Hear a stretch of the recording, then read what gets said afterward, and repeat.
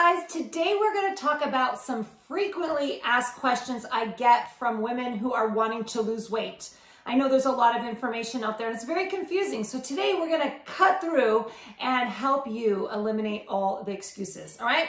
So let's get started. So number one, the first question that we're going to cover is it better to exercise or diet in order to lose weight? So when you're looking at these two options, obviously you know you need them both. But many of us worry which one we need to do more. And honestly, you cannot out-exercise a bad diet. I know you've most likely have heard that before, and it's very true, because you can exercise and burn a few hundred calories and then go and overeat a few thousand, and there's really no balance to it. So if you can only focus on one, focus on your foods. Eating good nutrition is going to help you in the long run, and eating a little bit less doesn't have to be a lot less. It actually shouldn't be a lot less, or you're going to have cravings and temptations. So cutting back just a little bit at a time and noticing your cues of your body, feeling satisfied. You don't have to be full. You can just be satisfied after a meal and then move on. This is the best way to lose weight overall. Obviously, adding in exercise is only going to increase your results, but starting with the focus on the foods. The next question is, how often should I eat to lose weight? Now, there are so many diet programs and even people that talk about how often you should eat, the times of the day you should eat, and there's so many rules. And I'm just going to give you the best overall balance is to eat about 5 to 6 times a day. Now, I don't mean huge meals. I mean, break those up, whether you like 3 larger meals and then 2 snacks, or you like to break it up to 5 to 6 mini meals to be able to give you long-term satisfaction. The reason that I say this is because the more often that you eat, the less often you're going to have cravings, or you're going to have that need to go and grab something, or you're going to be tempted to grab something that isn't so good for you, or not something that you chose to eat because you are overly hungry. So 5 to 6 times a day is going to help. The next question is, can I drink alcohol and soda and juice and still lose weight? Technically, yes. But is it good for you in the long run? No. Now, calories in drinks don't fill us up as food does. So if you're going to go and drink down a can of soda, you're not going to feel the calories and the sugar in your body as you would if you were to eat a meal. So I would say if you're having a hard time losing weight, to cut back or cut out sodas, juices, and alcohol, and allow yourself to get to your goals and then slowly add in what you feel is a reasonable amount without going back to your previous results. The next question is, how many calories do I need to eat to lose weight? Now, this question is very personal to each person, and it's going to change throughout our life. And this is personal because it is based on your genetics, it's based on your activity level, it's based on your age, it's based on a lot of specific issues that are personal to you. So the biggest thing I'm going to tell you is that you don't always want to count calories. So if you're somebody who needs to start there, I would look to asking either somebody that works in that field, a nutritionist, or someone that can help figure out your calorie needs and use that as your starting step, but knowing that that's going to change over time.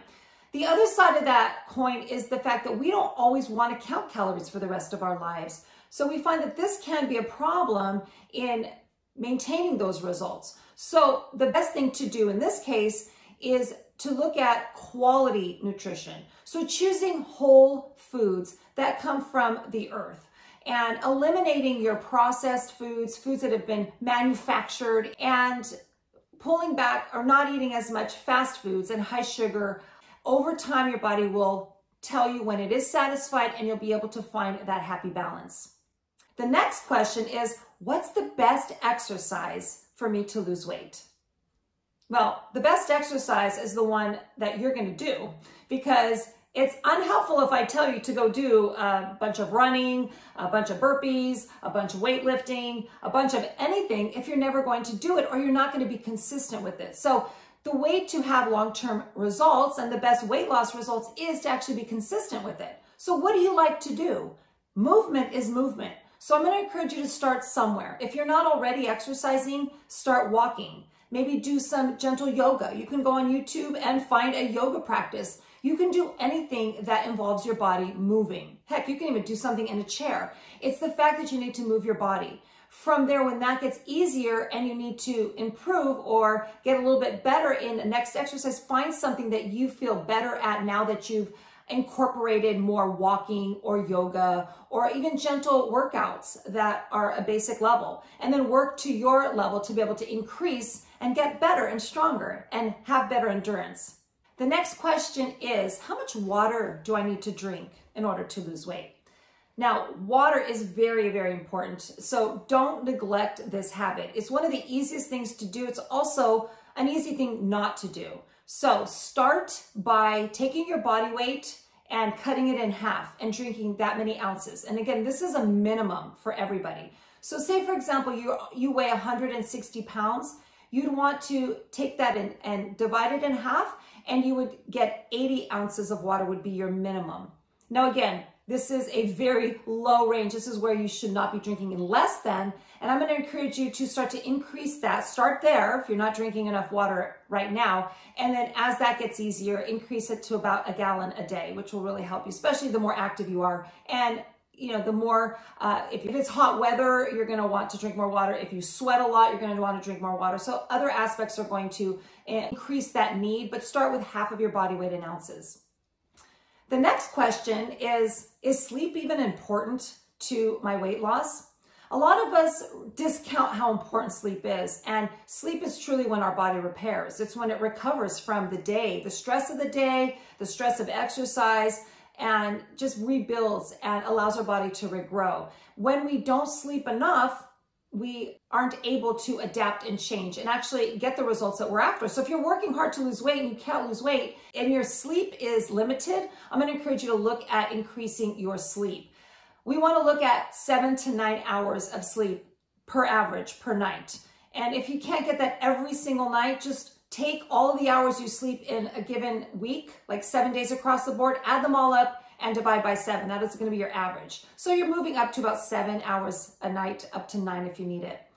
Some practice will also help you with this if you're having a hard time sleeping, is to limit your technology, like what you're looking at, the blue light at night. Within the last 2 hours before you go to sleep, limit how much time you're looking at your phone, watching TV, looking at your computer. Do more calming practices, like have a bedtime routine, maybe take a bath, do gentle stretching, do a meditation, have some nice calm practices to do at night, talking to your loved ones, drinking tea, whatever it is that calms your brain down will allow you to sleep a lot easier and allow you to benefit from that sleep. The next question is, what is the best way for me to track my weight loss? Now, we all look at the scale. The scale has been the end-all be-all for us in our weight loss goals. And it fluctuates so much that it can actually mess up our brain and actually give us the feeling of not being successful when we see the quick up and quick down. Now, you can't gain 5 pounds in the course of a day or even a couple days. So really understanding that the scale is going to fluctuate on how much water you've had, how much water you're retaining or holding on to, and that might be an issue if you're lifting weights and the body will retain some water for a little while. It flushes out, don't worry, it's actually a good thing. And then your hormones can add a little bit to that water weight. So there's going to be a lot of different factors that might increase the scale number and throw us off in an emotional way. So instead of just looking at the scale, I'm going to encourage you to try to track your weight or your progress in other ways. I love taking pictures. If it's not once a week, it's every other week or at least once a month. And you can use those photos and lay them side by side or look at them side by side on an app and looking at your changes and noticing that your body is actually reducing or firming up and looking tighter and leaner. Another way is to track your inches, measuring your body, like around your chest, your waist, and your hips, and looking at those numbers as they get smaller and as your body changes. It's going to be so much more beneficial to you than just looking at the scale. Of course, the scale will reflect changes too, but don't just look at that. The next question is, should I avoid certain foods when I'm trying to lose weight? Now, I know we all hear all of these claims of eat less carbs, eat more protein, eat less fat. And it's very confusing because there's so many ways to be able to lose weight in the short run. But for the best long-term health and weight loss goals, look at eating whole foods. Again, moving away from the processed, high sugar, high fast foods, and eating more foods that come from the earth. If you eat meat, it'll be lean proteins, dairies, and then you want to look at your vegetables and your fruits and your complex carbohydrates, which means carbohydrates that have not been changed, like white rice. You want to choose brown rice instead. And choosing breads that have less processed and more grains, or maybe sprouted grain. And just choosing the whole, think of clean eating as the best options for your body to utilize the best and actually give you the best health for the long term.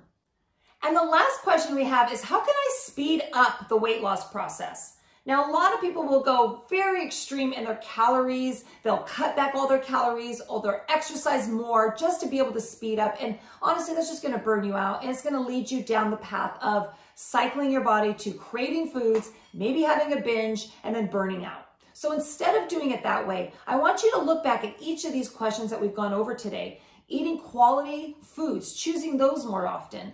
Cutting out the empty calories or the alcohol and the sugar beverages, the sugars and the sodas, cutting those back so that you are able to feel when you've filled up your belly and you actually ingested those calories. And then getting your rest and looking at your progress, not just on the scale, but overall with pictures, how you feel with your clothes. Do your clothes feel smaller? Are they getting looser? These are all better ways to track your long-term success. I hope this helped answer some questions for you that can help you with better results long-term. So you stop frustrating yourself with quick fixes and short-term progress so that you can relax and have the great results for the long run. Now, if you like this video, don't forget to click like, subscribe to the channel so you don't miss another video of value. And I look forward to seeing you in the next video.